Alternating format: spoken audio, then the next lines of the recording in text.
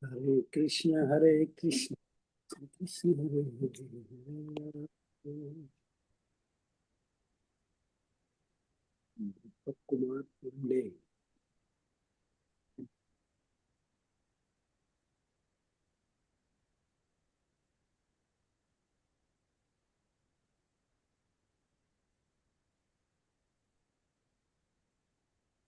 So, Hare Krishna, is everybody able to see the screen of chapter 2? Yes, Mataji. Hare Bol. Okay. Yes, Mataji. Hare Bol. Thank you. So, before we start the class, please let us take the blessings of the beautiful deities of ISKCON Mangaluru, Sri Sri Radha Govind Ji. Sri Sri Radha Govind Ji ki Jai. Jai.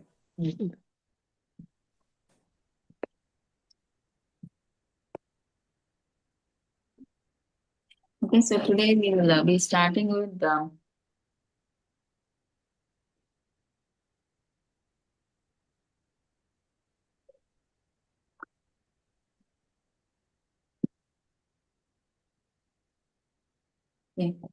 chapter 2, and chapter 2 is quite big because it's like this summary. So we'll split it probably into 3 days. Okay, so this summary of the first chapter. So Arjuna gives 4 reasons not to fight. Would anybody like to say what those 4 reasons are? Yesterday we discussed, right? Anybody, each one of you can give 1 point. Yeah. Mataji, Yes. fear, Sorry? destruction, fear, Not exactly. What is the first point? What is the first point that Arjuna says? compassion, Hari bol, correct. That's the first point. Compassion, perfect. And would someone else used to like to say the second point? What is the second reason? Mataji, indecisiveness, No, second one. What is the second one? Let's go in order so that we can remember it, like shloka wise. Second one is what?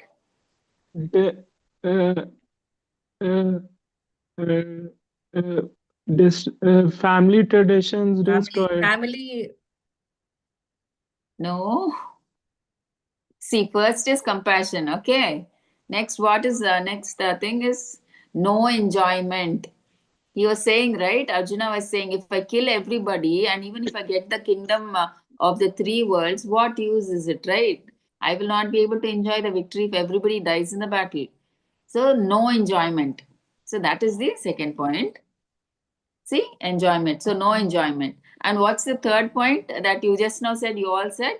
That is fear, a fear destruction. of sin, Yeah. No, destruction of family destruction of traditions. Family thing. They are correct. they opposite. Third is Correct, fear man. of sin. Correct. Yes. The last one is fear of sinful reaction. So this is the fourth, and we'll see the sixth one today in chapter 2.6. That is Arjuna gets confused. That point we'll see today in 2.6 shloka. Okay. So for 4 reasons, and today fifth reason we'll see indecision in 2.6. And then what happens in chapter 2 after getting confused in shloka 2.6, he surrenders to Lord Krishna. Okay, and then Lord Krishna reveals the transcendental knowledge. And what is that transcendental knowledge? That we are the soul and we are not the body. So he will give that clarity, Okay, so this is the subdivision. Most probably, I thought we'll finish till 2.30 today, but I'm not sure we'll be able to finish or not. So 2.1 to 2.30, I thought I'll finish. Or I don't know whether we'll finish it more quickly or late, I don't know. So let's hope for the best that we'll complete it today. Okay. So in the first 10 shlokas today of chapter 2, we'll see further doubts and Arjuna's surrender. What reasons he gives for not fighting still. Okay. So this is the first shloka. Sanjaya uvacha tam tata kripaya vishtam Ashrupurnakulekshanam Vishidantam idam vakyam Uvacha Madhusudana. Sanjaya describes Krishna sees Arjuna lamenting like an ignorant man. Okay, so actually, Arjuna in the first sloka, if you see earlier how he completes in chapter 1, he puts his bow down and he sits down. He says, "I won't fight," and his eyes full of tears, compassion. So he was like that, right? So Arjuna, he was crying out of the bodily compassion. Okay, that is not the real wisdom actually, because he's thinking the body, if I kill the bodies, they will go. I will not be able to see my relatives anymore. Okay, so actually he's feeling sorry for the body. See I'll show you in this thing. See, we'll just see.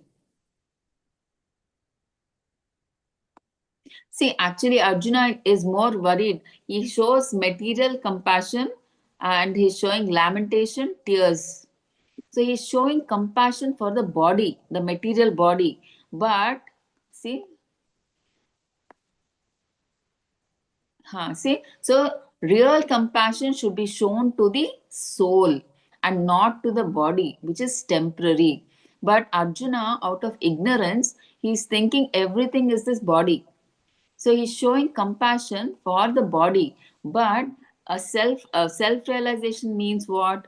Real compassion should be for the soul. Okay, it's like this. You can see the analogy, right? See, if suppose a person, if you see a person drowning in water, will you save that person, or will you save the dress of that person? Yeah, tell me, anybody? Will you save that? Definitely the person, Mataji. Right, and not the shirt which is outside, right? Right. Mhm. Similarly, we are what are we? What is Arjuna crying for? Arjuna is crying for the outside body, but what are we actually? We are the soul inside, right? So like the dress, like the person drowning, we should try to save the body of that person and not the outward shirt of that person. What is the use if we try to just bring the shirt of the person and the person is drowning?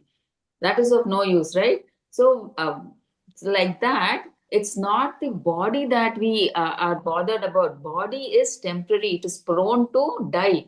It is prone to undergo changes. It has to die at a certain amount of time, right? But the soul is eternal. That he does not know, Arjuna, which we will see that Krishna will explain all that in the next few verses. See, chapter, that's why Arjuna is not aware of the concept of the soul. I mean, he actually knows the concept of the soul, but for all of us to know, like Arjuna is just trying to pretend in the sense he's in Yoga Maya. He's put into Yoga Maya by Krishna, so that if we ask that question, then Arjuna can give the Gita, and through the Gita, he can discuss the concept of the soul and the body, the difference between the soul and the body. Okay, we should never think Arjuna doesn't know all this. Arjuna is a pure devotee, he knows everything. But at the present moment, for the Bhagavad Gita to come out, he is put into this situation by Yoga Maya so that he can ask this question, and through his questions, we can realize, we can get the answers through the Bhagavad Gita. Okay. So here, chapter 2 discusses self-realization. That's why Krishna, he tries to tell Arjuna in the next coming shlokas, what is the soul? You are the soul. You are not the body. So don't worry about, don't show compassion for the bodies of your relatives. They are not the bodies. The body is temporary and it will die. You are the soul, which is eternal. So all that is going to, Krishna is going to explain. Okay. So self-realization means what? He shows the analytical study. Analytical study means the comparison between what? Soul and, Body. yeah, exactly, material body. So it's explained by Krishna, Lord Krishna. Okay. So now let's go to the second shloka. The Supreme Personality of Godhead said, My dear Arjuna, how have these impurities come upon you? They are not at all befitting a man who knows the value of life. They lead not to higher planets, but to infamy. So, Krishna is Bhagavan. So, here, if you see, what are they saying? The Supreme Bhagavan Uvacha, they say in the shloka. They're not saying Krishna Uvacha. Like we generally say, right? Arjuna Uvacha, Dhritarashtra Uvacha. So for all the material persons, normally what do we say? We call them by their name. So, but they are not calling Krishna as Krishna Uvacha. So if they say Krishna Uvacha means Krishna is also a normal human being, like Arjuna and everything. So they are not saying Krishna Uvacha, they're saying Bhagavan Uvacha here. So Bhagavan means what? One who is the ultimate. So it means that Krishna is Bhagavan. That's why they're saying Bhagavan Uvacha. Okay, so Krishna is Bhagavan, the supreme God, complete in all qualities. And Bhagavan, anybody knows what Bhagavan means? Bhagavan, per the purport of Prabhupada, any idea?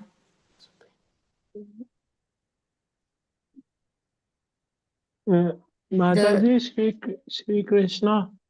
Yeah, that is Krishna. But what does Bhagavan mean? Bhagavan, Krishna is Bhagavan, right? He is the supreme personality of Godhead. But what does that word Bhagavan mean? Paramatma. In a way, you are right, Mataji. But exactly, it means, and if you see in the purport of Prabhupada, he says that Parasara Muni describes Bhagavan means one who is full in 6 opulences. Full, okay, 100%. He is the, what are the 6 opulences?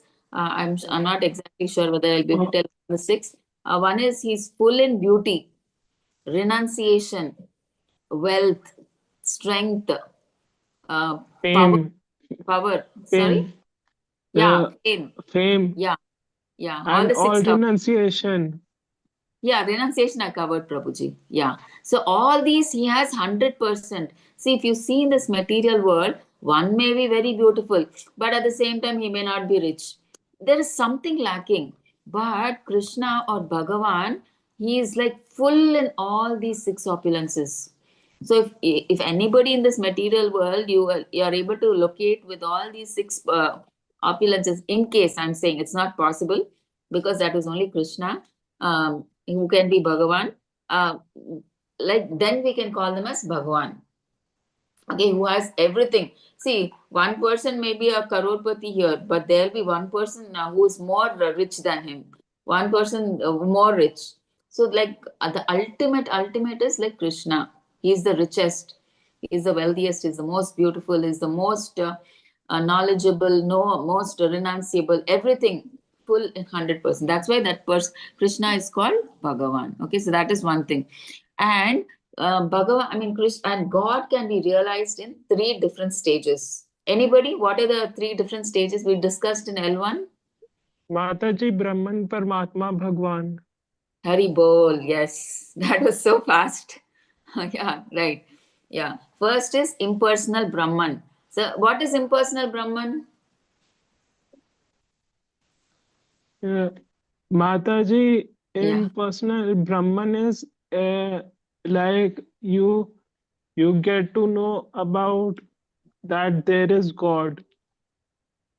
No, that is there. Yeah, but what exactly is that light? It is the bodily effulgence that is coming from Krishna, right? Impersonal Jyoti, right? So that is also part of God. That light, that effulgence is coming from Krishna, right? So that is also the first realization. Generally, most people, they just see that light, and since that light is so dazzling, they cannot. They think that that is everything, and they don't try to enter light. So once you enter that light, then you see Krishna.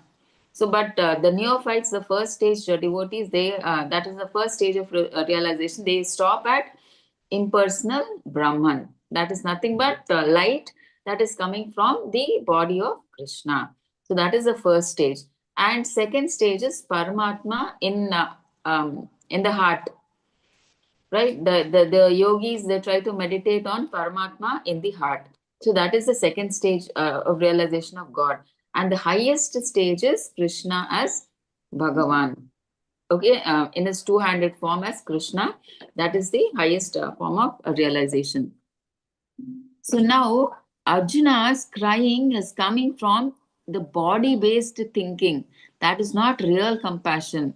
See, what is true compassion? We saw in the earlier shloka, right? It should be for the true compassion should be for the eternal soul.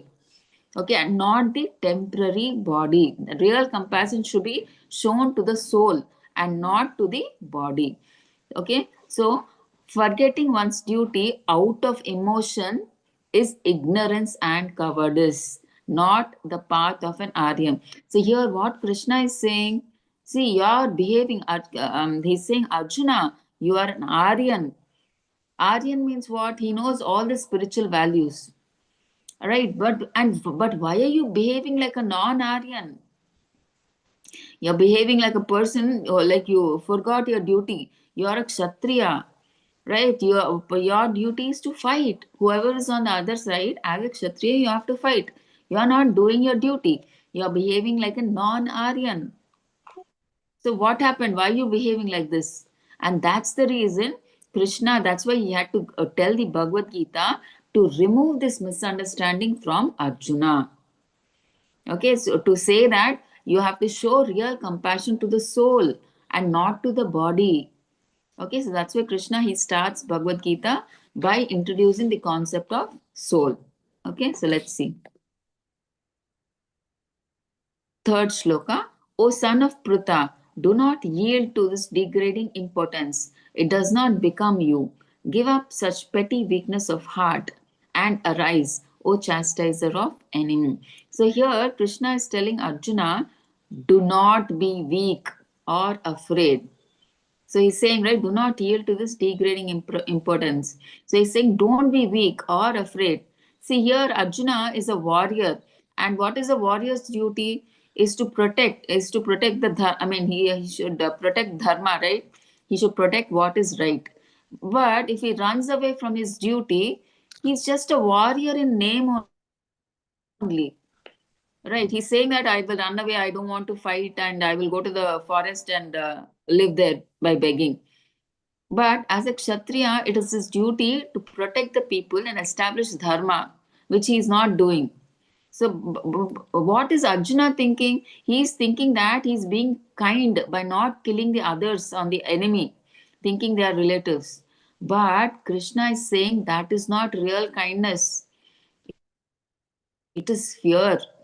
What is real goodness? Real goodness means you have to do the right thing. And what is the right thing here? As a Kshatriya, it is your duty to establish dharma and protect the people. Even though the other side, on the enemy side, are your relatives. So you have to do the right thing even when it is hard for you. Right? So real goodness, Krishna is saying, doing the right thing even when it is hard. Now Arjuna is finding it hard to fight against his relatives. So that's why Krishna is saying, you have to do dharma. What is right, you have to do, even if it is difficult, if it is hard for you. Okay, that's why, so Krishna tells Arjuna to be brave, get up and fight. Do your duty. You're a Kshatriya, you have to fight. So give up this petty weakness of heart. Okay, and just be strong and do your duty. Okay, next to fourth shloka. Arjuna said, O killer of enemies, O killer of Madhu, how can I counter attack with arrows in battle men like Bhishma and Drona who are worthy of my worship? Now Arjuna, he says to Krishna, how can I fight and shoot arrows at Bhishma and Drona? They are my grandfather and my teacher. Okay, and they deserve my respect and worship. So here Arjuna is explaining that elders and teachers should always be respected. Even if they become angry or do something wrong, one should not fight with them or insult them. Right here, you understand Arjuna being a pure devotee, even he's saying the others may be wrong. they're not giving us respect, or they're angry, or they're doing something wrong also, we should not fight with them or insult them. That is what Arjuna is saying. See, so Arjuna, he feels that it is wrong to attack such great and respected people. So that is why he's confused and unwilling to fight. See, because the Pandavas are so what do you say, loving and attracted to Bhishma Pita, because Pandu, he died when the Pandavas were very small children, and Bhishma, their grandfather, brought them up from the very small age. So they were so attracted to Bhishma Pitamaha, their grandfather. So that's the one of the reason why Arjuna could not, um, uh, shoot arrows at Bhishma. And Dronacharya also, Arjuna was, we discussed, right, in previous L1, we discussed where how Dronacharya's favorite student was Arjuna, right? So that's why he had attraction for Dronacharya also, who was his teacher, who taught him all the military strengths and everything, military arts and everything. So that's what he was saying. They are so respectable, they are elders. Even if they are, doing something wrong, how can I counterattack them with arrows? How can I shoot them with arrows? They're my elders. They demand respect. Okay, so that is why Arjuna, he gets confused and he is unwilling to fight. Now, fifth shloka. What is Arjuna saying now? See, it would be better to live in this world by begging than to live at the cost of the lives of great souls who are my teachers. Even though desiring worldly gain, they are my superiors. If they are killed, everything we enjoy will be tainted with blood. So Arjuna is saying here to Krishna, see, it would be better for me to live by begging than to gain this kingdom by killing my teachers and elders. See, though my teachers and elders, they may be desiring material gain, but still they are my superiors. They are my elders anyway, right? If I kill them, everything I get will be stained with their blood. See, even if I get the kingdom now, after I kill them, my hands will be tainted. They'll be stained with blood. Right? How will I be able to enjoy that kingdom? My hands will be bloodstained with after killing them. Right? How will I be able to enjoy my victory? That is what he's telling Krishna. So even though Bhishma and Drona were supporting Duryodhana because of financial aid, see, actually Dronacharya and Bhishma, they had no intention to fight on the side of Duryodhana. But the only reason they took Duryodhana's side is because they were getting financial assistance. They were getting their food and home, shelter, and everything. Duryodhana was providing them both with income and sustenance for living and everything. So that's the only reason they had to be on the side of Duryodhana. Otherwise, both of them always favored the Pandavas. So that's what Arjuna is trying to say here. So even though Bhishma and Drona were supporting Duryodhana because of financial aid, Arjuna still respects them as his teachers. So now, so he feels that enjoying all these, earthly kingdom after killing them would be wrong and impure, he's saying. Okay? Impure means it will be stained with blood. So what is the use of the victory?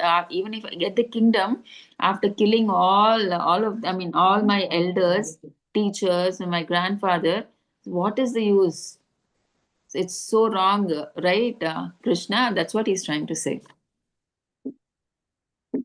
So 2.6, nor do we know which is better, conquering them or being conquered by them. See, now this is the point, sixth, then where Arjuna gets confused now.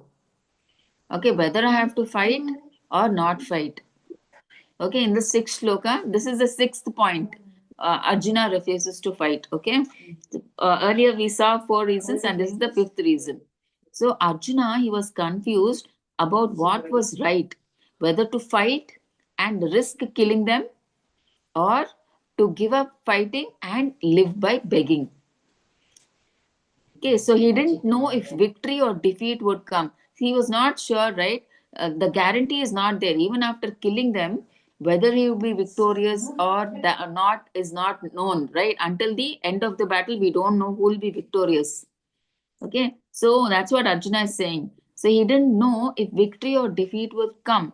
And even winning, suppose now Arjuna is telling, okay, suppose for instance, even if I win, I will bring sorrow because I will be killing all the sons of Dhritarashtra. Everybody will be dead.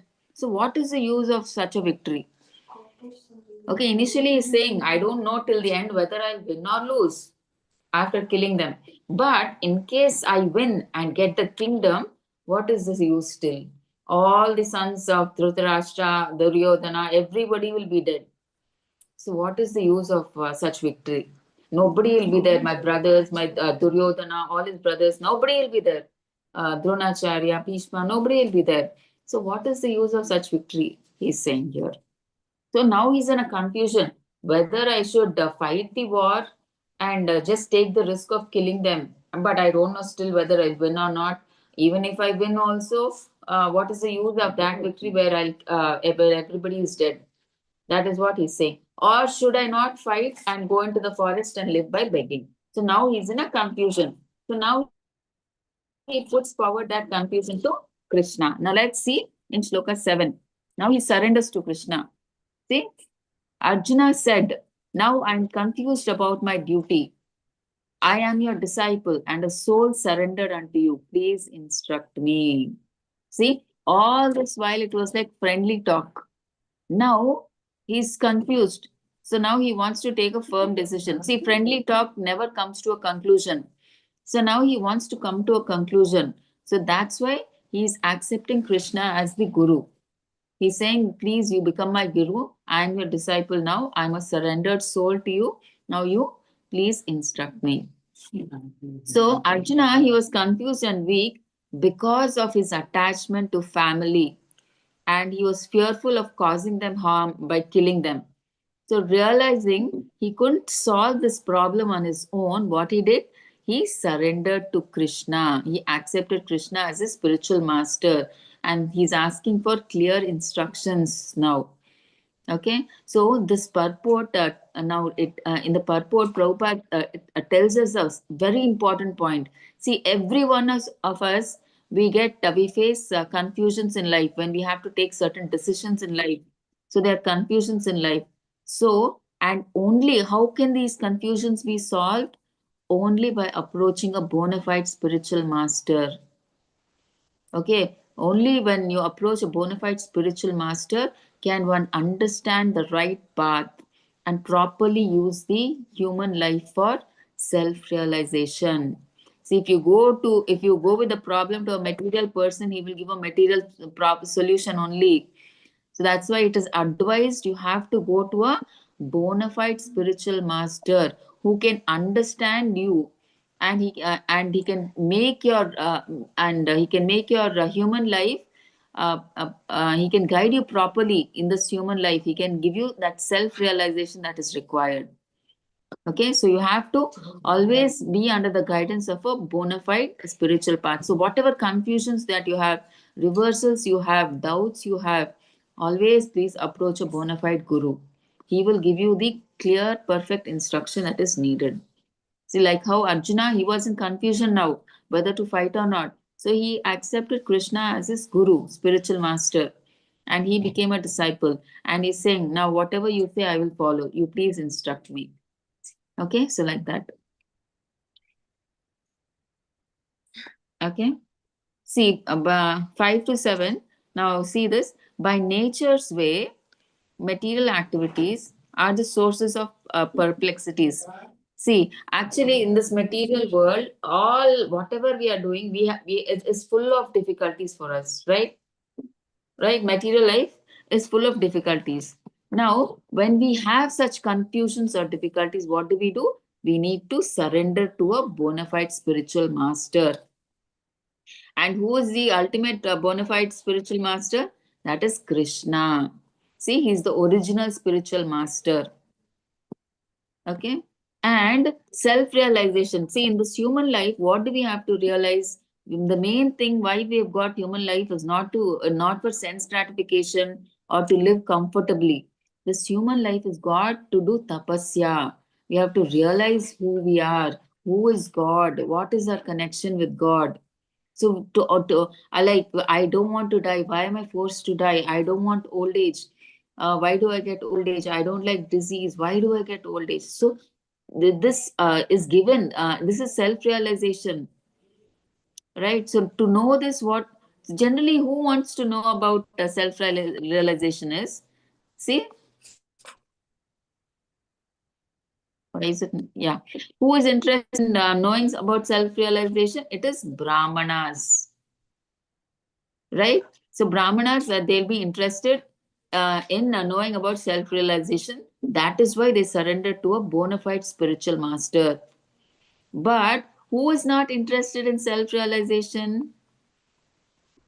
Kripanas or misers. And who are Kripanas and misers? See, skin disease. They are overly affectionate to family, society, and country.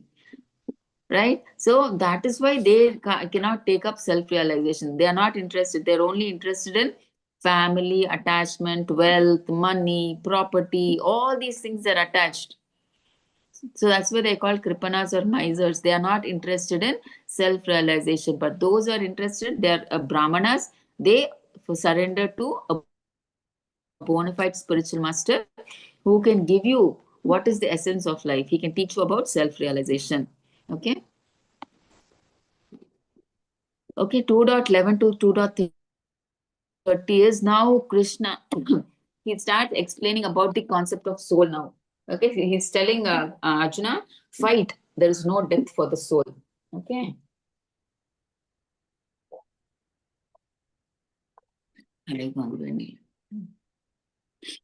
Okay.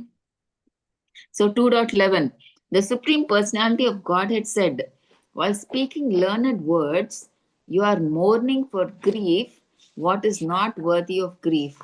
Those who are wise lament neither for the living nor for the dead. Now, Krishna is telling Arjuna, see now Arjuna surrendered to Krishna. He's accepted him as his guru. That's why Krishna started advising him, right? We see, right? Sri Bhagavan Uvacha Ashochan Anvashochaswam Pragnavadamscha Bhashase Gatasun Agatasumscha Nanusochanti Pandita. Okay, that's why Krishna is chastised, started. He didn't talk pacifyingly. Immediately he took charge and he's scolding him, chastising Arjuna. What? He's saying, the Supreme Personality of God said, while speaking learned words, you are mourning for what is not worthy of grief. So those who are wise lament neither for the living nor for the dead. So Krishna told Arjuna that lamenting for the body, alive or dead, is foolish. Okay. And what is true wisdom? Krishna is telling, knowing the difference between the temporary body and the eternal soul. And he's saying that a learned person, he does not grieve over what is perishable. And what is perishable? The body is perishable. And the soul is never destroyed. Soul is eternal. And we are the soul. We are not the body. The body is temporary. It will anyway go. It has a start and an end date. So it will go. So you should not grieve over that. Krishna is telling Arjuna. See, now we see here in the PPT. And see, Krishna, he's taking the role of a spiritual master and he's chastising Arjuna. As what? See, first Krishna is saying, he chastises Arjuna as what? See, you're talking like he starts scolding him. He says that, oh Arjuna, you're thinking you're talking like a very learned man full of knowledge, but you're fool number one. He's literally saying you're fool number one. But he's a fool. I mean, fool in the sense spiritually, right? Why? And he's saying, who is a learned man? See, a learned man is who differentiates between matter and spirit. See, matter means what? The body. Spirit means soul. So who knows the difference between matter and spirit? Okay, and who is the controller of both? It's Krishna. So Krishna is the controller of both matter and spirit. So everything is dependent on Krishna.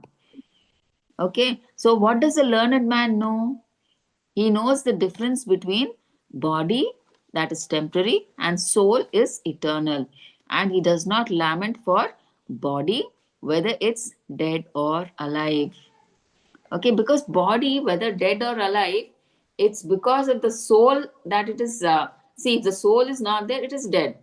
If the soul is there, it is alive. Right? But by the body, actually, by the body itself is like temporary.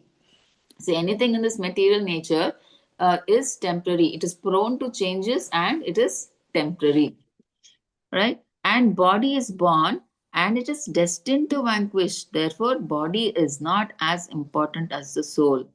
Right? The soul is eternal. It is the soul that keeps on taking different bodies. The body will perish at a certain amount of time. It is temporary.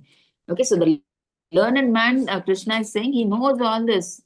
And but you're talking like a learned man, Arjuna, but you don't know all this. You're fool number one. A real learned man, he knows all these things, the difference between a body and soul, what is body, what is soul, he knows everything. Okay, and then what he's saying, a learned man, he differentiates between eternal soul and temporary body. He differentiates between eternal soul and temporary body. Okay, so now let's go to the 12th shloka.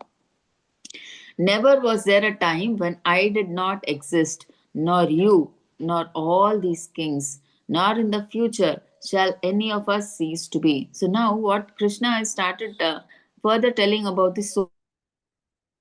Krishna is telling Arjuna that the life is eternal, like as we are spirit souls, we are eternal, right? Arjuna, and all the kings on the battlefield have always existed. So it means he's saying that we always existed in the past. We are obviously existing now, we can see, and will continue to exist in the future. So Krishna is telling souls never truly die. So there is no reason to grieve for the body. Right? So Krishna is telling we are the souls, we are not the body. The body will perish.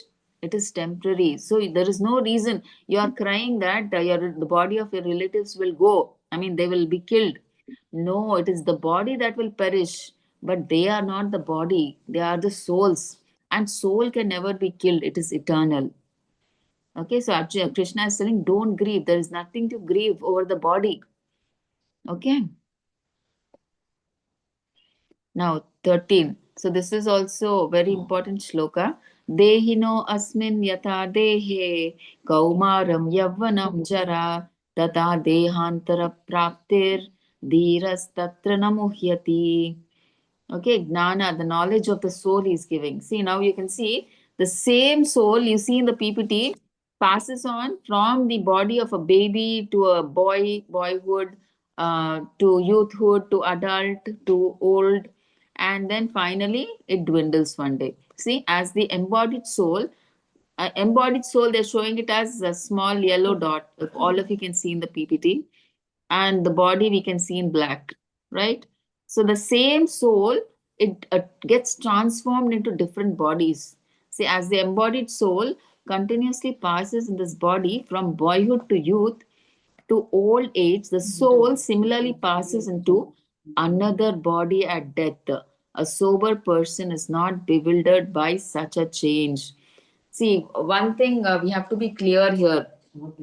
The soul transfers, it takes new bodies, but generally, what do we think when the body is growing? Like when the body changes from from baby to boyhood, what do we think?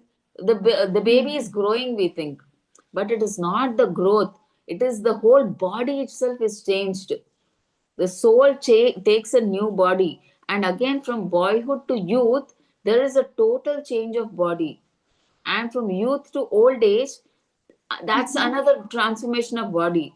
But what we generally think, oh, I'm growing in height, I'm growing widthwise, I'm growing lengthwise.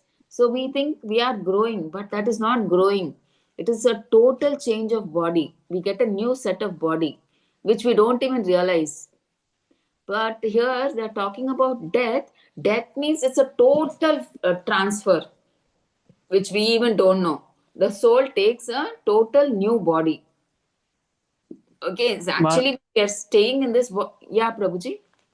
Mataji, so we can say that in the life, the soul, we can say life, uh, we can uh, we can say life as the uh, beginning of beginning of a new journey of the soul, and the death as the transfer of the soul into to a new body.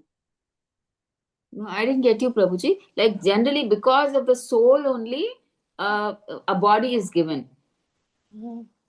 See, when we are in the mother's womb itself, because the soul is there, we try to get a body. It's not that the body comes and then the soul is put into it. So you got the point, Prabhuji? Yes, Mataji. Yeah. See, if the soul is there only, the soul, depending on its karma, it accepts because it has some different desires, it accepts a body. So at the moment it comes in the mother's womb means because of the presence of the soul, that is why it gets a body. Otherwise, there's no scope for the body, right? Otherwise, if we say if the soul is out of the body, we say that the baby is dead. The soul has to be there for the body to continue or grow. Okay. So here, they're saying that the soul is eternal and it never dies. So just as we grow from childhood, see, that is childhood to youth, that is a totally new body. But what do we think? Oh, they are growing a little by little, centimeter by centimeter, centimeter. We measure and we think we are growing. But that is total change. We are getting a new body. Right, from a baby to childhood, that is a new body. Childhood to youth, that is a new body. And again, youth to old age, the soul takes a new body. Okay. And at death, the soul, it simply moves to a totally new body. That is the only thing. Okay. Actually, we are seeing change of the soul, change of the body. The soul undergoes, we are seeing in this janma, but we are not able to make out. Right, the different changes we are not able to make out, but at death is, that is the final change. It moves to a new body. So when this new, I mean, like when the soul moves to a new body, a wise person, he is not confused because he knows that there is changes there. I mean, he is not confused or upset by these changes because he knows the soul is anyway permanent. The body keeps changing because the body is temporary. Okay, a wise person, he is never bewildered by such a change. But if you see the materialistic people, they are so fearful of death. Why? Because they're so much attached to their body or their family members, their wealth, property, their business. So they get so much attached. That's why they are scared. Fearful of death. Oh, if I die, what will happen to my family members? Oh, if I die, what will happen to my wealth? What will happen to my house, my property, my business? So they die with all these fears. But a devotee, he is not fearful of all this. His only desire is to remember Krishna. He knows all these things that are that attachments, what he has are temporary. They are once and for all gone once we leave this body. So he wants to get attached to the permanent one, that is Krishna. So that's why he starts doing devotional service even when he's on this earth. But because he understands all these attachments are I mean, like they entangle us to this and attach us to this material world. So to free ourselves from this material world, the only way is by practicing Krishna consciousness. The more seriously and sincerely we practice Krishna consciousness, the more there are chances that at the time of death, that is our final exam, that we will be able to remember Krishna at that time. And if you sincerely practice, maybe at that time, if you are not able to remember Krishna, Krishna will personally come and remember you, and he will make you utter his name, and he will personally take you back to his place. If you are sincere and you try to do bhakti seriously, Krishna, even if we forget, for instance, if we are in a coma or we die in an accident, Krishna will come and give us that remembrance. He will make us utter his name, and he will take us back to him. Okay, so we should not worry about that. 14. So this is also an important shloka. Matra sparshas tu kaunteya shitoshna sukha dukkhada agama payano anityas tam stitikshasva bharata. O son of Kunti, the non-permanent appearance of happiness and distress and their disappearance in due course are like the appearance and disappearance of winter and summer seasons. They arise from sense perception, ocean of Bharata, and one must learn to tolerate them without being disturbed. So here Krishna is telling, see, happiness and sadness, they come and go like summer and winter. See, for instance, if you see the seasons, you always don't have throughout the year just summer, or throughout the year you don't have winter, or throughout the year you don't have rainy season, right? So it is like after summer, winter comes, and after winter, spring, all that order is there. So we have four months that after one comes, that comes again, it repeats. So, like that, happiness will also come, sadness will also come. So, both will come and go, like the change of seasons. Okay, so they are temporary, right? And they come from our senses. So, what is Krishna saying here? We should learn to tolerate them. See, in summer, if it comes, we won't say that, oh, it is too hot. The lady won't say it is too hot. I won't go into the kitchen and cook. Will she say that? Because it's too hot, I won't cook? No, we learn to tolerate and we cook. Right. And in winter, we don't say that, oh, it's so full of snow, it's so cold. And I mean, like, what do? Then we try to tolerate how? By either wrapping ourselves with a shawl or a jacket or whatever possible, coat or something, right? And we tolerate. So, like that, because why is Krishna telling all this tolerate? Because Arjuna asks, see, what you're saying is correct, Krishna. You're saying soul is eternal, body will go. But in this life, we are attached to that person in that bodily form. See, suppose that, for instance, that, see, the person you're about to kill is your friend, for instance. You are so attached to him. He's such a good friend of yours. Even though, okay, his soul is eternal, but I am attached. I don't see him as a soul now. I see him as my friend, as that body now.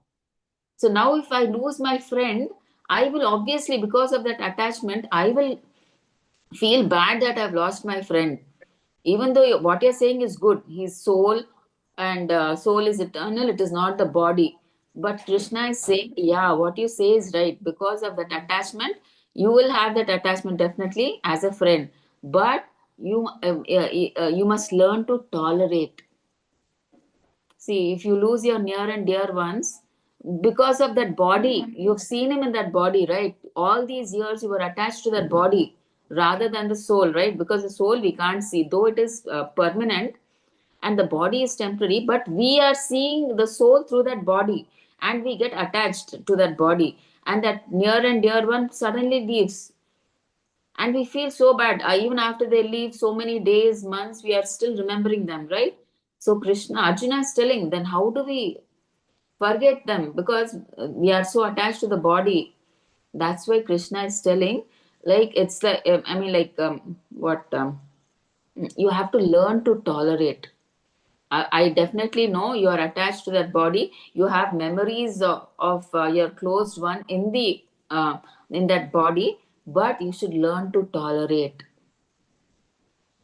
Okay, this is part of life. You should learn to tolerate. Like just like how after summer, winter comes, and after happiness, distress comes. This also you must learn to tolerate, because as a soul takes a body, it is prone to get destroyed, right? Because it is temporary, it undergoes changes, and it has to leave its body, right? Anything in this world has an expiry date, it has to go. So you have to learn to tolerate. So even though maybe you're attached to your friend's body or a closed one's body, you have to learn to tolerate. Okay. Now here Arjuna, that's why he's not ready to tolerate. He's crying and he's not doing his duty. So here Krishna is telling you have to learn to tolerate and you must continue with your duties. That is what Krishna is trying to say. See, that is the nature of this material world, right? They have to leave. They have to leave their body. There's, like it is what it is constructed that way. Anybody who comes into this material world, they have a start and an end date. Anything you take, anything, be it a material thing or a living or a non-living thing, it has a start and an expiry date. So you have to learn to tolerate. Okay. So, Mataji, yes, Prabhuji. Mataji, as a soul takes a body, it is prone to be destroyed. The material body is prone to be destroyed when the soul enters a new body. Yeah, soul, no, soul is eternal, Prabhuji. Body will undergo changes and finally it has to perish. So material body is prone to be destroyed. Definitely, because anything in this material world, you take an object, it is made out of earth, water, fire, air, ether, right? So they definitely they have a start and an expiry date, Prabhuji. Anything in this the material objects that you take, they have a start and an end date. Anything that you take, even your cell phone or your table or your bed or anything, after a few years you change or whatever, you have to change, they get spoiled or whatever, right? For example, if you take a cell phone, it is not as active when you take it as a new phone. After 2 months the capacity the reduces and slowly reduces, and maybe after 2 or 3 years you try to buy a new phone, right? Whatever, like that. It is not the same in the material world. It changes, it undergoes different phases and finally it expires. It's like that. But the soul is eternal. It does not undergo any changes. It is eternal. Okay, Prabhuji. Yes, Mataji. Okay. So here Krishna is telling, so we have to learn to tolerate them and we have to continue our duty without getting disturbed. Okay. So now let's go to the 15th shloka. Now, yam hi na vyatyantyete purusham purushaba sama dukkha sukam dhiram so amrita tvaya kalpate. O best among men, Arjuna, the person who is not disturbed by happiness and distress and is steady in both is certainly eligible for liberation. So here Krishna is telling Arjuna, so a person who stays calm in both the happiness and sadness and does not disturb, and he does not get disturbed, is fit for liberation. So being steady and doing one's duty, even when it is difficult, that gives you spiritual freedom. That means it gives you liberation. Okay, so even when it is difficult, you keep on doing your duty. Okay, that is real. Then you're eligible for liberation. Okay, we should never give up our duties. Even a difficult situation comes up. Okay. So 2.16, those who are the seers of truth have concluded that of the non-existent, that is the material body, there is no endurance, and the eternal, that is the soul, there is no change. This they have concluded by studying the nature of both. So the body is temporary and is always changing, but the soul is eternal and never changes. So the wise people here means those who have seen the truth.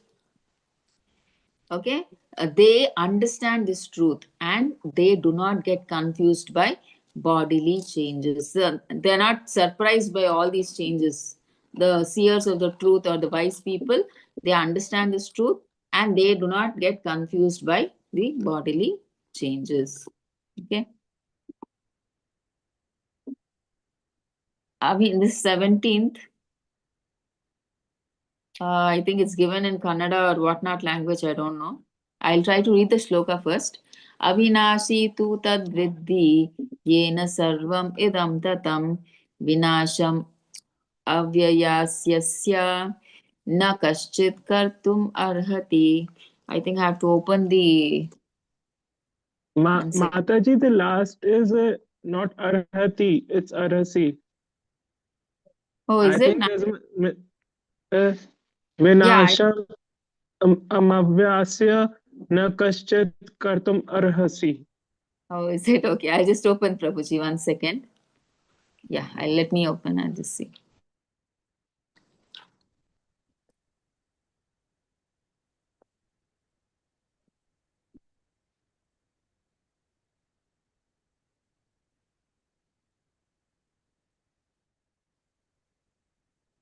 No, it's Arhati only, Prabhuji. Here, you can see, right? Yes, Mataji. Yeah, it's Arhati only, Prabhuji. It's not Arhasi. Okay, so we'll read the translation. That which pervades the entire body, you should know to be indestructible. No one is able to destroy that imperishable soul. Imperishable soul. Yeah. So what is Krishna saying, Arjuna? See, that which pervades the entire body means the soul, you should know that is indestructible. So you can't destroy the soul which is inside the body.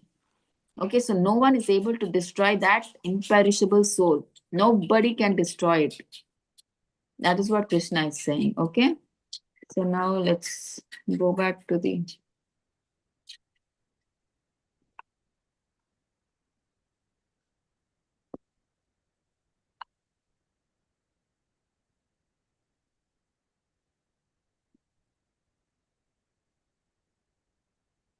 oops, even this is again in Kannada, I think. Then okay, let me exit.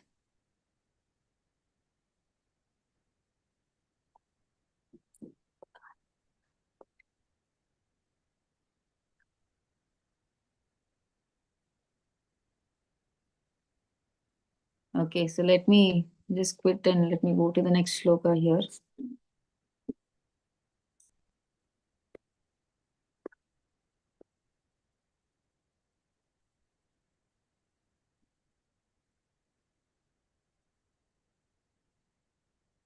Yeah. Antavanta ime deha nitya shoktaha shariranaha anashino aprameyasya tasmad yudyasva bharata. So translation by Srila Prabhupada ki jai.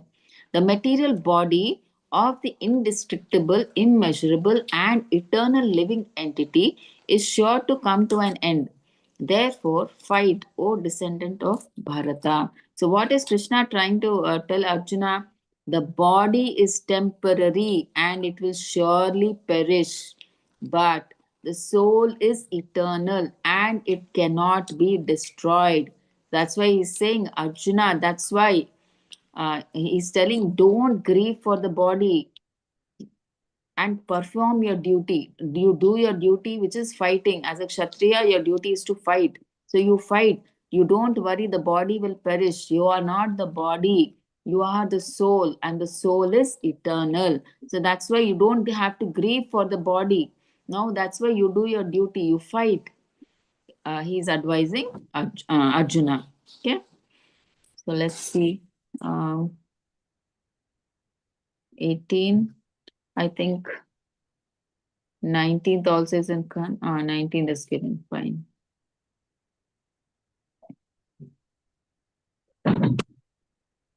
Okay, so in 19, what is Krishna saying? Neither he who thinks the living entity, the slayer, nor he who thinks it is slain is in knowledge. For the self slays not, nor is slain. So what is Krishna telling Arjuna here? The soul never kills anyone and is never killed. Okay, the soul, it never kills anybody and it is never killed. It is only the body that is destroyed. See, in the war, we can see in the PPT, right? Only when we are fighting, the body, you can pierce the knife with the body gets killed, but not the soul. Okay, the soul never kills. So we think the other person thinks I am killing, and the other person thinks who is being killed, I am killed. So here they are saying the soul never kills and is never killed. It is only the body, outward body, that is being killed. I mean, like it gets destroyed. So anyone who thinks I have killed or he has been killed, so they don't understand the real truth. So when they say I'm killed, they're just killing the external body, not the soul. But who are we? We are not the body, we are the soul. So that's why they don't understand the real truth when they are saying I am killing or I have been killed. Okay, so they don't understand that real concept. So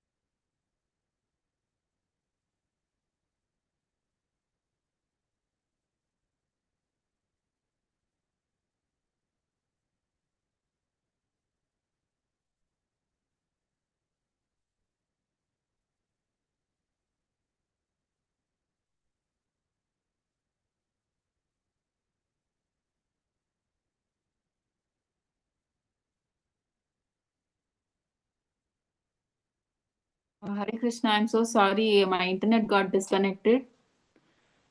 Sorry. Just please give me a second.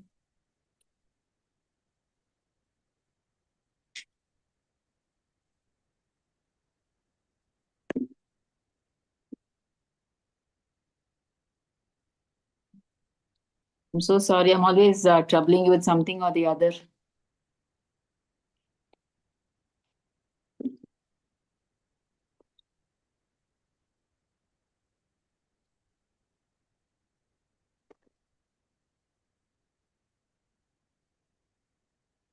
Padmavati Mataji, can you please make me as the host? I think you are the host.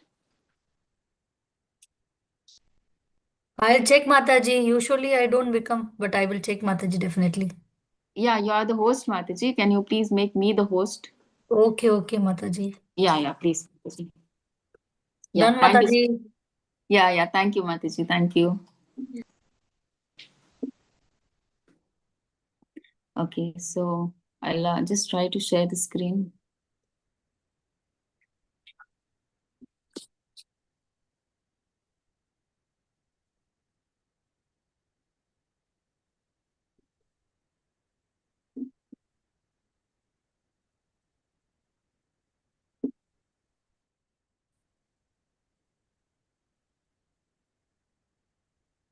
Yeah.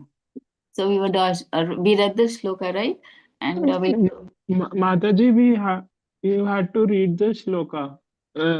The meeting got hanged while we were on this shloka. I read the shloka, Prabhuji. Anyway, no problem. I'll read the shloka once again. Na jayate mriyate va kadachin nayam bhutva bhavita va na bhuyah ajo nitya shashvatoyam purano na hanyate hanyamane sharire.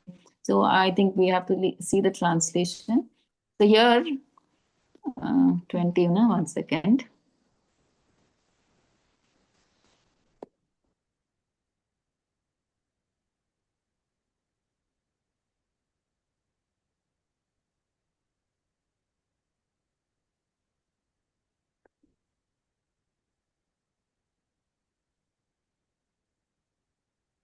Yeah.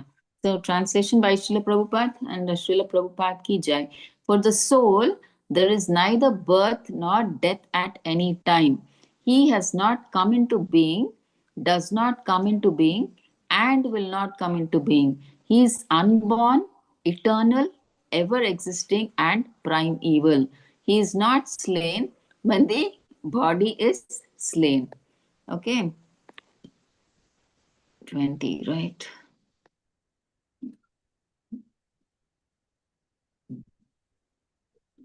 So here Krishna is saying the soul is never born, okay, and it never dies. So it's not like this body. So the body is born and it dies. The soul is not like that. Soul is never born. We don't know like from how long it is there, and it is eternal, and it'll just continue forever. So it's not like the body which has a start date and an end date. See, the body is born and it dies, but the soul is not like that. It is never born. We don't know since how long it is there.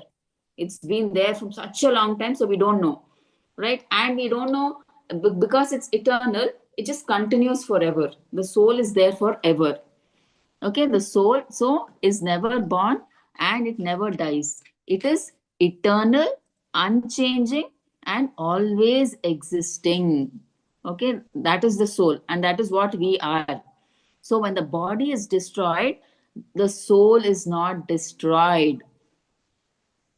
Okay, so when we die, it is just the body that is destroyed. The soul, para karma or desires, it gets transferred into a new body. For whatever our consciousness or desire or karma, the soul it doesn't die along with the body. It transfers to a new body per our desires, karma, or whatever. Okay, so now let's see in the slide. See, for the soul, there is neither birth nor death at any time. Next, he has not come into being, does not come into being, and will not come into being. Okay, he is unborn, eternal, ever existing, and primeval. He is not slain when the body is slain. So it means that when the body is dead, it does not mean the soul is dead. Soul is there. It just transfers and takes a new body. So here they're saying, right, the body is subject to 6 kinds of transformation.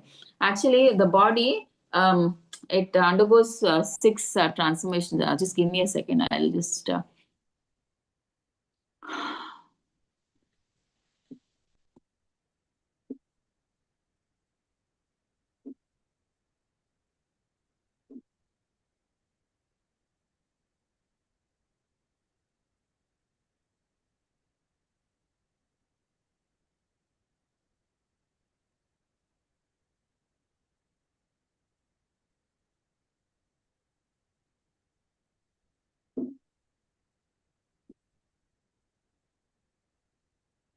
Okay, so actually the body, it undergoes 6 changes.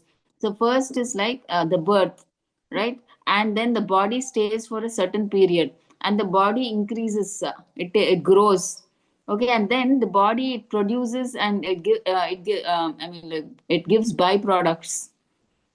Okay, and then slowly the body weakens, it dwindles, and it ages, and finally the last stage is 6 stages, death. So like that, the body, it undergoes 6 changes, 6 kinds of transformation. So the body undergoes change, but the soul does not undergo any changes. So that's what they're trying to say in this shloka. Okay, 21. How can a person who knows that the soul is indestructible, eternal, unborn, and immutable, kill anyone or cause anyone to kill? So now here Krishna is telling Arjuna, if a person truly knows that the soul is eternal, unborn, and cannot be destroyed, then he understands that no one really kills and no one is truly killed. Correct, right? See, even when they're fighting in the battlefield, if 2 parties are fighting, both are killing others, they say, I have killed you. And the other person says, I've been killed by you. But actually, nobody is being killed, right? If you truly know the concept of soul, nobody is being killed. It's only the body. One is killing the body, and one is being killed by the body, right? It's the body that is getting destroyed, but the soul, it never tries to kill, and it is never being killed. So if you truly understand the concept of the soul, so the soul never kills and is never being killed. Okay, so nobody is being killed. It's just the body that is being killed, external body that is being killed. Okay, 22. This is also a very important shloka. Vasamsi jirnani yata vihaya navani grihnati naroparani tata sharirani vihaya jirnani anyani samyati navani dehi. The translation by Srila Prabhupada. Srila Prabhupada ki jai. As a person puts on new garments, giving up old ones, the soul similarly accepts new material bodies, giving up the old and useless ones. See, just like we throw away old clothes or torn clothes when they become old or useless, and then we wear new ones. So like that, the soul, it leaves the old body, right? And it takes a new, fresh body. Okay, so the soul never dies. It's only that the soul changes bodies. That's all. So you can see in the picture, right? First is a baby. The soul takes a body as a baby, and then it transforms, and finally it dwindles. So the same soul, you can see that white one is passing again into the baby, small baby. And again, it continues. The same cycle continues again and again. But the soul remains the same. It's only that the bodies keep changing.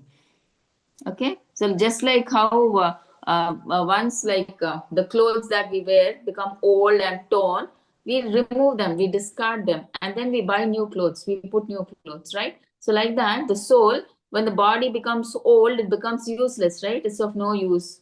So that time it gives up, it quits that body, that is through death, and then it takes a fresh new body in the form of a baby. Okay. So 23. Nainam chindanti shastrani, nainam dahati pavakaha, na chainam kledyantapo, na shoshayati marutaha.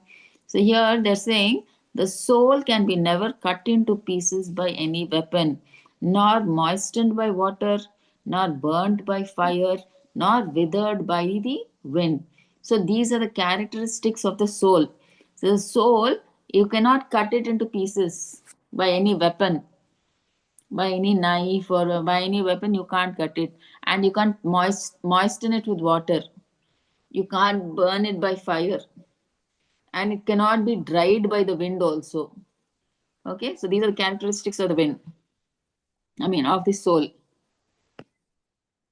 Okay, and 24. Achedyoyam adahyoyam akledyoshosya evacha nityah sarvagatah stanur achaloyam sanatanaha. So some more characteristics of the soul. So the soul is unbreakable, insoluble, neither burnt nor dried. It's everlasting. It is present everywhere, unchangeable, immovable. It's eternally the same. Okay. Now 25. Avyaktoyam achintyoyam avikaryoyam uchyate tasmat evam viditvainam nanushochitum arhasi. So some more characteristics of the soul they are telling here. Okay. The soul is invisible, right, and inconceivable and immutable. So invisible means the soul cannot be seen. See, we cannot see, right? We can't see the soul. It is so small. How small? What is the size of the soul? Anybody? Mataji, Yeah, It Prabhuji? is very small than the hair tip. It is smaller than the hair tip. Not just One third of point something of a hair tip, said Mataji, last level 1. Yeah, exactly. It is 1/10,000, the tip of a hair. Imagine the hair, tip of the hair itself is so small, we can't see one tip of the hair. So if you divide that tip of the hair into 10,000 parts, that is the size of the soul. 1/10,000 part, that 10,000 part is the size of the soul. So it is so small. Okay. So it is invisible. Next, it is inconceivable. Means we can't understand fully the concept of the soul with this mind because we can't see it. So it's difficult for the mind to absorb. So it is inconceivable. That's why the scientists, they don't accept the existence of the soul. Just because they see the body, they want to understand everything in terms of the body and not the soul. Until the scientists, we all know, right? They want proof that only if they see it, then they believe. So that's why they don't agree to the concept of soul, right? So it's very hard for the mind to grasp. So it is inconceivable. And immutable means it never changes, right? The soul, it never changes. It is like not like the body. It doesn't change. It is eternal. It is the same everywhere, every time. I mean, it's eternal. Okay. So these are the characteristics that we saw: unbreakable, insoluble, neither burned nor dried, everlasting, present, immovable, eternally same, invisible, inconceivable, immutable. Okay. Now 26. If, however, you think that the soul or the symptoms of soul will always be born and die forever, you still have no reason to lament. Suppose, for instance, now Krishna is saying, he's telling Arjuna, see, if someone doesn't know about the soul, right? Now Krishna is telling a concept which Arjuna didn't know. I mean, so didn't know. I mean, like for us, Krishna is bringing the concept of soul to tell Arjuna, and through Arjuna, he wants to tell us that. Okay, so Krishna is bringing, Arjuna is thinking only in bodily terms, right? He's not talking about soul. But Krishna is saying that soul is permanent. You don't worry about the body. But even then, now what finally Krishna is telling, okay, Arjuna, so if you don't want to you forget about the concept of soul. Okay, if someone doesn't know about the soul and he thinks that the body is everything, then also there is still no reason to worry, because if the body comes, it will automatically perish, right? Right? If you think there is no concept of the soul, don't worry, forget about the concept of the soul. But body, at least you're thinking about the body. So that when the body is born, at a certain time it has to perish. See, life starts with the body and it ends with the body. You still don't have to cry for that. What is the need? You know that once the body is created, right, it has to die. So what is the reason for you to grieve? Okay, the grief, the reason why we worry is because grief comes from attachment, because we get attached to the body. Okay, so grief comes from attachment. But whether the soul exists eternally or not, the body's change is natural. Okay, Krishna is saying, forget about the concept of soul. Okay, maybe you don't believe because you can't see the soul. You forget about the concept of soul. I'm just telling in your terms itself. You're talking about the body will go away, right? See, when a body is created, is born, it is prone to die. Then why do you have to cry? See, it is natural, right? So, let's take an example. See, imagine there is a soap bubble. See, it floats in the air for some time, and finally, what happens? It pops. It bursts, right? When it bursts, you don't get upset. Oh, the bubble burst. You don't cry, right? You know, once the bubble is created, it will burst. That is natural, right? So similarly, see, even if a person dies, I mean, if a body dies, that means so life is just following its natural process. Once born, he has to die. So then, why do you have to grieve so much? See, if you cry and cry and cry, will the body come back? Does anything change? No, right? So it only just stops you from doing your duty.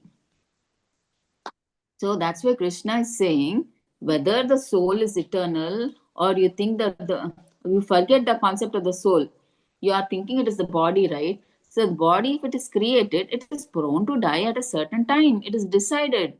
If not now, you are thinking that you are going to kill this body now, right? Okay, if you think you don't want to fight. If not now, but later, at least they have to die, right? They will not stay here permanently. The body has to go away. If not in this fight, maybe somehow, somewhere they have to lose this body, right? So that's Krishna is trying to give an understanding to Arjuna. See, you're saying if I kill them, now they will die. But okay, if you leave them now, will they stay forever permanently with that body? No, right? They have to die. If not now, and later at some point of time, they have to leave that body. So that's what Krishna is saying. That's why don't grieve so much. Don't waste your energy in crying all this. So do your duty bravely. So now you are fighting for a good cause. You are doing a dharmic war. So fight. So that's what Krishna is trying to explain here. So 27, one who has taken his birth is sure to die. And after death, one is sure to take birth again.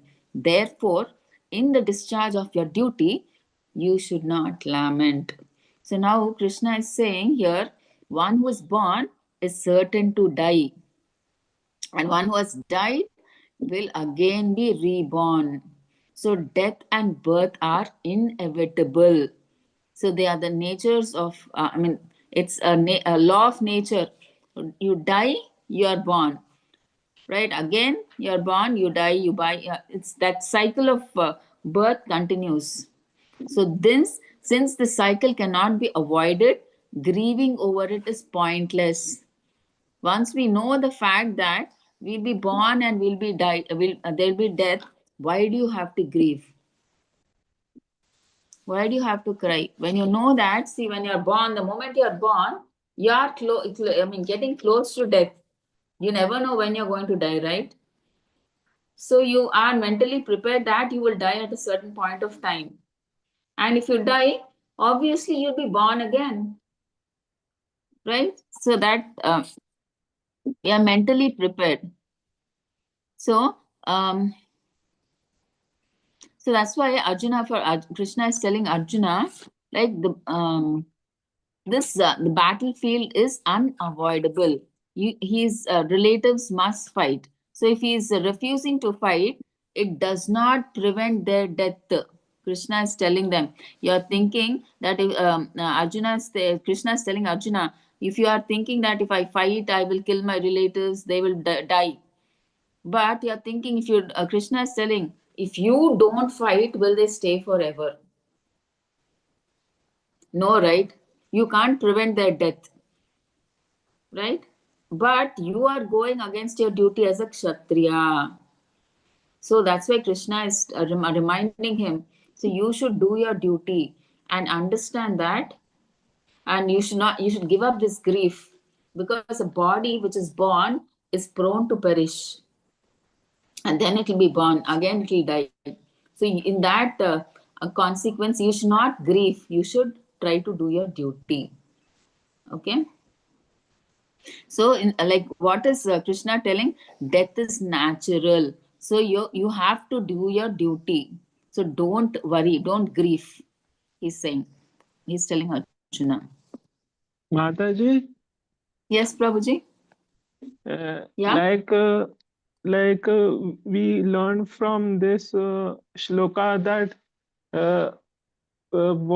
if a soul is born, if a soul is born in a body, then it is prone to die, and after dying, it is prone to take birth again. So we can understand from this that the birth and death, they are Prabhuji, no, the soul is not born in a body.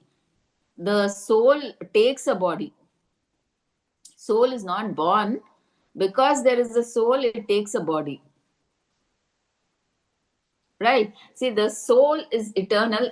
The soul, depending on karma, it can take the body of a human being, or it can take the body of a cat, dog, anything like that. Because the soul is there, it takes a body. It's not that the soul is born. Soul is never born, Prabhuji. The soul is eternal. We don't know since when it is existing. It's the body that is born. But here now in this material world, we have taken the body of a human.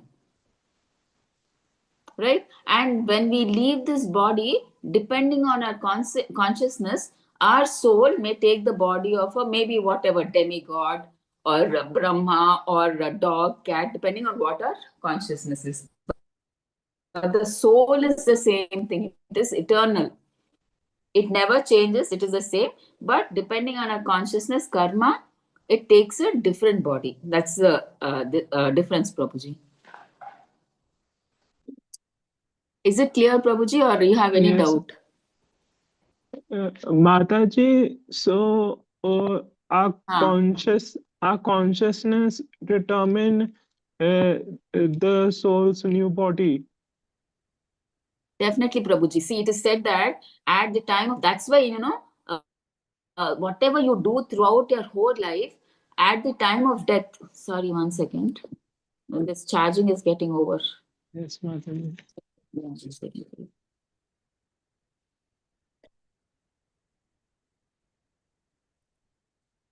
Yeah. Yeah. Yeah, sorry. The consciousness is throughout whatever you do. So if you are more into material things, Prabhuji, you are at the time of death, you will be getting those thoughts only. At the time of death, all the activities that you have done throughout your life will come as a reel in your mind. Whatever you do, that is reflected at the time of death.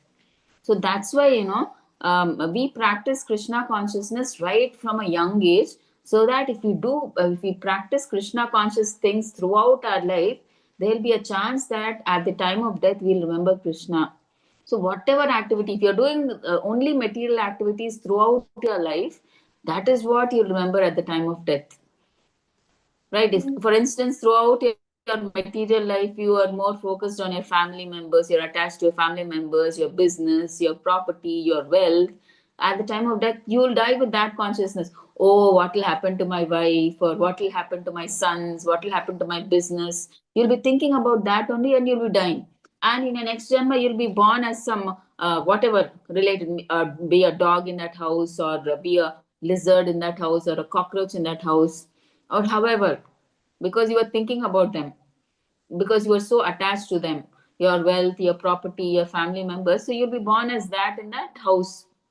Or if you were doing throughout only thinking about Krishna conscious activities, you were always serving the devotees, serving the deities, you were chanting, thinking about Krishna, reading Krishna books and all that, then your throughout your mind is full of Krishna only. And obviously when you're on your deathbed, you'll remember Krishna only, right? Because you were doing only spiritual things.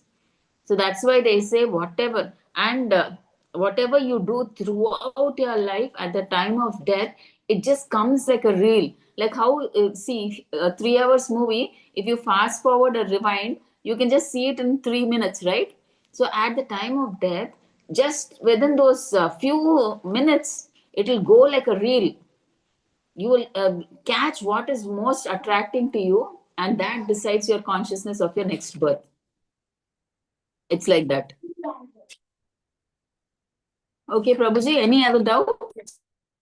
You, hope you understood. Mataji? Yeah, Prabhuji, please get. Yes, So, Prabhuji, yes. like throughout our birth to our current till our old ages journey, whatever changes and whatever life lessons we take in our during our birth or our life, so that is like a film which our mind is directing, which our soul is directing. Sorry. The soul, it's not the soul. Soul has nothing to do with the body, Prabhuji. Thus, we are the soul, and the body, per our karma, it takes, right? Depending on our karma, it takes the, suppose it takes the body of a pig, for instance. If you are not practicing Krishna consciousness, you are in Maya, right? And Maya means what Prakriti means is governed by the 3 ropes. And what are those 3 ropes? Mode of goodness, mode of passion, and mode of ignorance.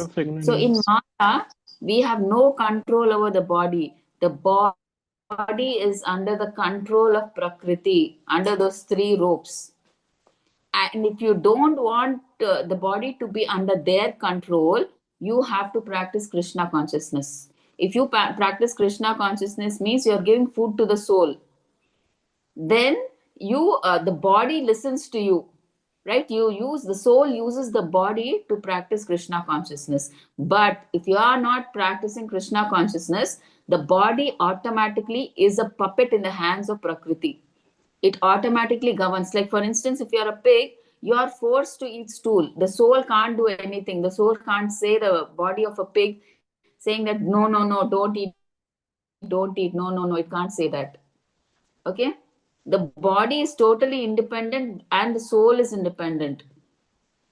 Okay, hope you got the difference, Prabhuji. Yes, Mataji. Yeah, see, if you're in Maya, totally the body is not under the control of the soul. The body is totally under the control of the 3 material modes. It has to act, the body has to act how the mode is governing them. So now the pig is forced to eat stool at that time. The soul has no control. But when it has control, when it takes up Krishna consciousness, it means you are giving food to the soul. The soul is spiritual and Krishna consciousness is spiritual. So you are giving food to the soul, and then the soul uses the body to do devotional service. Okay, then it is no longer under the control of Maya. It is under the control of Krishna. Okay, so you can use, the soul can use the body for Krishna consciousness. If it is not using the body for Krishna consciousness, it is totally under the control of Maya. we are like puppets in the hand of Maya. Just as Maya dictates, the body just governs and just moves forward. Okay, Prabhuji? Yes, Mataji. Clear? Or any other doubts, Prabhuji? No, Mataji, clear. Yeah, fine. Very good. Any more doubts anybody has, please feel free. We can ask, take further doubts after the class also. But please try to understand this concept of soul and body. It is very important. Okay? Thank you. Let's go with the 20. Which shloka is this? I think it's 28. Mataji? Yeah, 28. Yes, Prabhuji? Mataji, we were Yeah? discussing, Mataji, earlier we were discussing 6 stages Yeah, of the Prabhuji. body, na? Mataji, Yeah, we discussed, na? what were the last 2 stages? Last is death, Prabhuji. Death And and this dwindling. dwindling of the Dwindling body. means we get, sorry? Dwindling of the body. Yeah, dwindling of the body, and last stage is death. 6 phases, Prabhuji. First we are born, and then we grow, and the next stage is like we give byproducts, that is like children and all, and then we come to youth, I mean adult, and then we dwindle, and then we die. So like this, the whole journey of a human life goes in 6 phases. Okay. Yes, Mataji.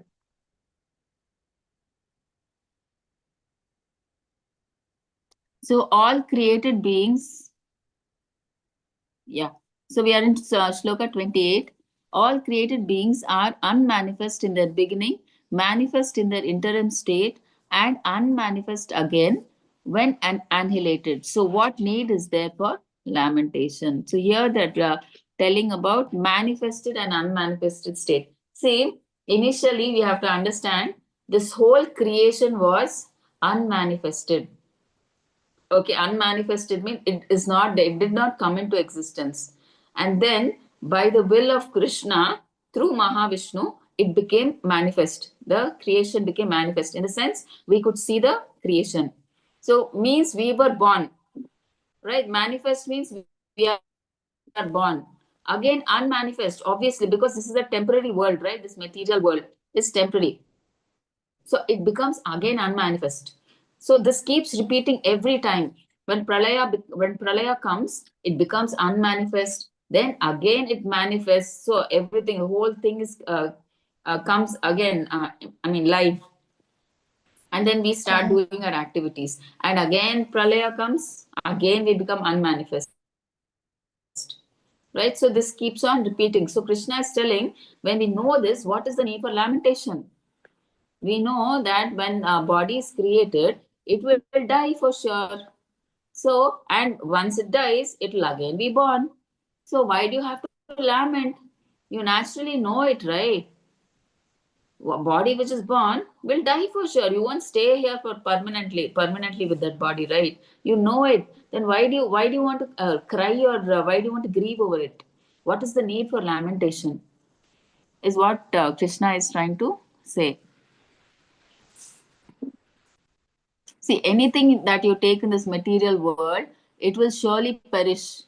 It will have a start and an end date. You take anything, any small thing, anything that you take, it has a start and an end date. Okay, so it is natural for it to die. That which is born will perish for sure. Then why do you have to cry about it? When you know in the beginning itself, so what is the need for you to cry? Okay, so let's see what in the PPT they are saying. See, there are philosophers, 2 kinds of philosophers. One who believe in the existence of the soul, who do not believe in the existence of the soul, right? And one who believes in the existence of the soul. Okay, so material existence before creation is unmanifest, right? We can't see. Before creation, we don't know how the material world is. So it is in the unmanifested stage. Okay, after creation, it becomes manifest. Manifest means we can see the creation. Okay. So again, this manifested stage, the creation means when pralaya comes, what happens? It is annihilated, right? Again, it becomes unmanifest. So we should understand one thing. See, when this is a whole world is being manifest and unmanifest, it means the same thing comes out again and the same thing goes out again. It's not like it is created, something is created fresh, new souls are coming or something like that. Nothing like that. It's just that the same souls, they are like in deep sleep, they come with new karma, they take new bodies. That's all. So everything is the same, but only thing is that soul take new bodies for their karma. The material nature, everything is the same. It's only that the souls take new bodies. That's all. That's why they are saying unmanifest and manifest. You can see and you cannot see. The whole thing just goes into the body, into the body of Mahavishnu. And when Mahavishnu again wants, whenever he wants, again he manifests the whole creation. And when again Pralaya comes, he again takes it back into his body. Like that, okay? So we should not understand that every time a fresh creation is coming and fresh souls are coming, new souls are being created, extra souls are coming, nothing like that. The same thing is being manifest and unmanifest. The same thing is being repeated, but the thing is the souls take new bodies for their karma. That's what we have to understand. So, Mataji, I got a question. Yes, Mataji. So the soul will travel Huh. until it gets what you call that, something like moksha, is it? Definitely, Mataji. Because as long as the soul is in the material platform, it has material desires. It has to keep on accepting material bodies. But the time it has spiritual thoughts, then it's it tries to move to the spiritual world, Mataji. Until that time, it has until it gets liberated, it keeps rotating in this material world. Okay, Mataji. Thank you, Mataji. Okay. Thank you, Mataji. Okay, so next, okay, so in the so we have see how everything in this material world is made up of ether, air, fire, water, earth, and many varieties of what is this? I'm not able to see. So that's what they're saying. See, whatever you see in this material world is made up of air, water, ether, fire, all these five. These are the gross products. Okay, anything you take, your cell phone, your body, or your anything, table, chair, they're made up of all these five things. Anything you take, your bricks or your cement or all, whatever you take, your cloth are a combination, if not of all, but one of these or like that, right? All are a combination of these five. Okay. So Lord Krishna's argument, that's why Krishna is saying, what is there to lament? See, it will come into existence, it will go. So you, when you have taken this body, you will be born, you will have to die. Again, you will be born, again you die. So what is new? You know it. When you are born, you know that you have to die. So what's the big deal? Why are you crying? That's what Krishna is saying. So why are you lamenting? Okay. So next 29. I think the shloka is not given. I'll just we'll just try to read through the Bhagavad Gita.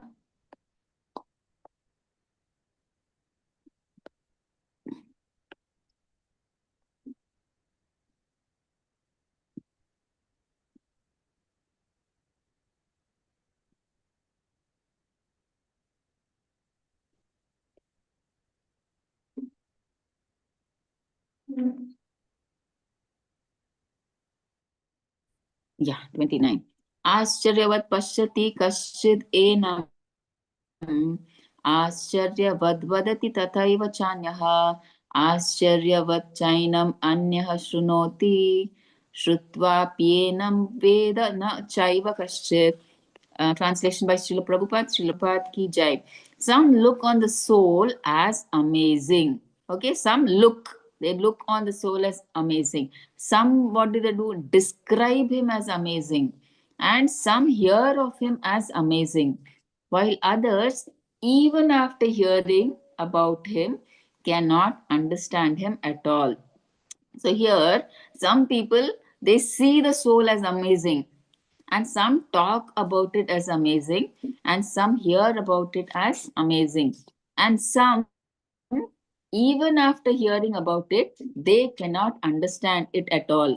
So basically, the soul is so extraordinary that people react differently.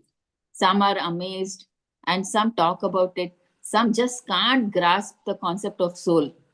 Okay, so why is the soul so amazing? Why? Because the soul is so tiny, yet it is inside everything. Okay, see, the soul is so tiny that we can't even see, right? We said it's 1/10,000, the tip of the hair, right? So it's so small. That same soul is present in the soul of in the body of a baby and a big gigantic whale, the same size soul. It's present in a big whale also. It's present in a big elephant also, and in a small baby also. The same thing. That's why they say it is amazing. Okay, even in a microscope germ, the soul is present. Even it is present in plants, humans, animals, everything. Okay, and even in that microscopic germ also it is present. Okay, so it is atomic in size, but its presence is immense in function and consciousness. See, even though it is so small, the consciousness is spread throughout the whole body. So you can imagine this whole human body, just a small, that small spark of soul is giving the whole body consciousness. See, wherever we pinch our body, we can feel it. We get that sense, right? We get that pain. That small, because of the presence of that small soul, very, very small soul, we can feel the consciousness throughout the body. Okay, so it cannot be measured, so it cannot be weighed or fully understood by material science. Even the scientists are not able to understand the soul. Okay, so why most people don't understand the concept of soul? Why? Because people are usually too distracted by sense pleasures or material life. Most of us, are more interested in the bodily concept of life. We want to give comfort to this body. We want to enjoy with this body. We want more sense gratification. So nobody wants to understand this concept of soul at all, first of all. They're so much into all these material pleasures and sense gratification that they don't want to know who they are really actually are. And so many misunderstand the soul as the same as God, or confused. They get confused with its size and function. Okay, they think that that soul is itself God. But we should understand soul is never equal to God. That is super soul. The soul is like very small. It is Anu. The super soul is Vibhu. Okay, so we can never be equal. And the super soul is the controller of the soul. In fact, it's the controller of everything, even the material world and the spiritual world, right? So we should never misunderstand the soul to be equal to the super soul or God. Okay, we should not get confused with that. Okay, so true understanding comes from listening to the Supreme Personality of Godhead, Krishna, and we should accept his guidance with devotion. So finally, what the Krishna is saying is the soul is mysterious and amazing, and people react in different ways depending on their knowledge and attention. So how can we understand the real concept of the soul is by listening from a reliable source. Like we should know, understand the concept of the soul through our acharyas or from a reliable source like Krishna, and then we should practice self-realization. Otherwise, it's very difficult for us to understand the concept of soul, because everybody in this material world, they think they are the body, and they give importance to this body. They want to give comfort to this body. Nobody is interested in the concept of soul. So to understand the soul, that's why we have to go to a realized soul who can explain to us. We should go to a bona fide spiritual master who comes from in disciplic succession from Krishna. Okay, who can explain us all these clearly, the concept of the soul and everything, the soul in relationship to the body. Okay, otherwise it's very hard for everybody to grasp the concept of soul. And we are very fortunate we are able to understand the concept of the soul through our founder Acharya Srila Prabhupada, who has given us the concept of the soul in such an easy way that we are so ever grateful to Prabhupada. If not for Prabhupada, I don't know about all of you, but I came to know of all these things. I was so ignorant of all these things. Like as Prabhupada was saying, right? I was in the concept of material concept that I am this body, and we used to give only comforts to our body, raising more and more money, and everything. I mean, like that we were. But once we came to know that we are the soul and our duty is to serve Krishna, then our whole concept itself changes. I mean, like earlier, the money that we earned was for our sense gratification. But now we try to use, I mean, not only for ourselves, but at least we've started using it for Krishna as well. We started using it in the service of Krishna, right? For some preaching activities we donate, or we ourselves try to do some devotional service and all that. Okay, so let's get back. And I think today this will be the last shloka. 1 second.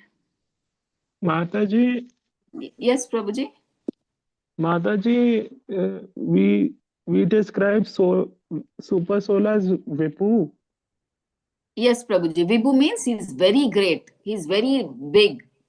Anu means very small. We are very small. He is Vibhu. He's very big. He's very great. See, that's what they're saying here. If you see the same soul, same amazing, because in the same microbe, the same soul is there. In the elephant, it is there. In the tree, it is there. In the baby, it is there. Okay, so that's why the concept of soul is amazing. So this is the last shloka, 30. O descendant of Bharata, he who dwells in the body can never be slain. Therefore, you need not grieve for any living being. So here in the 30th shloka, the soul lives in the body and it can never be killed. And the body is temporary, it changes obviously, it gets old and it dies. And the soul is eternal and it continues unaffected by the body's death. So even after the death of the body, the soul is unaffected. Please don't think the soul also dies. No, the soul moves on. It takes a new body. It has nothing to do with the body which is died. It does not mean if the body dies, the soul also dies. The soul never dies. It's unattached to the body. The soul just moves on. It takes a new body. Okay, the soul is indestructible and it is immortal and it is always present. So grieving, and so that's why we should not grieve for the body. So it is, I mean, like because we are not the body. The body will surely, it is temporary and it will perish. But we are not the body, we are the soul. Okay, which is eternal. Okay, that's why Krishna is telling, therefore, you need not grieve for any living being. Okay, so with this, we are done. So let's, see now next. See, these are the characteristics. Once I give you the PPT, you can just, these are the characteristics of the soul, which you can read, which we've already read, okay, in all the shlokas. So we finished till 2.30. Probably tomorrow we'll try to do 2.31 and we'll see how many we can complete. Okay, for today we'll just stop here at 2.30. And Mataji? Yes, Prabhuji. Mataji, can you give the part 2 of chapter 1 in YouTube?